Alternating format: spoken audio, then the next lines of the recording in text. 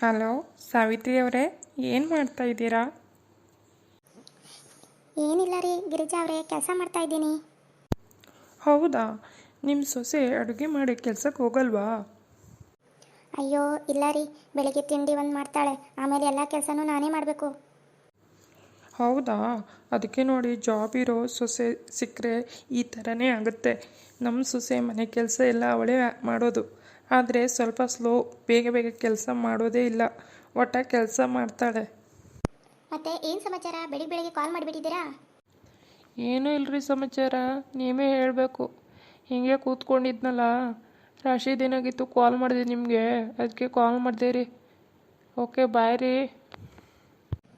ಅತ್ತೆ ಅತ್ತೆ, ಇವತ್ತು ಅಡುಗೆ ಏನು ಮಾಡಬೇಕು? ಚಿಕನ್ ಸಾರು ಮಾಡಬೇಕಾ? ಅಯ್ಯೋ ನನಗೇನು ಕೇಳ್ತೀಯಾ, ನಿನ್ನ ಗಂಡ ಕೇಳೋ, ಅವನು ಚಿಕನ್ ತಂದರೆ ಚಿಕನ್ ಮಾಡು, ಮೀನು ತಂದರೆ ಮೀನು ಮಾಡು, ಆಯಿತಾ? ಸರಿ ಅತ್ತೆ, ಅವರಿಗೆ ಕಾಲ್ ಮಾಡಿ ಕೇಳ್ತೀನಿ ನಾನು.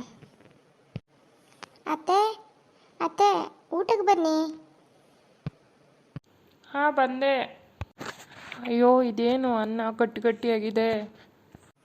ಅತ್ತೆ, ಅನ್ನ ಸ್ವಲ್ಪ ಗಟ್ಟಿ ಆದರೆ ಗಟ್ಟಿ ಅಂತೀರಾ, ಸ್ವಲ್ಪ ಜಾಸ್ತಿ ಬೇಯಿಸಿದರೆ ಅಂಟು ಅಂಟು ಆಗಿದೆ ಅಂತೀರಾ. ಮತ್ತೆ ಯಾವ ಥರ ಮಾಡೋದತ್ತೆ? ಇನ್ನು ಮುಂದೆ ನೀವೇ ಮಾಡಿ, ನಾನು ಮಾಡೋದಿಲ್ಲ, ಆಯಿತಾ?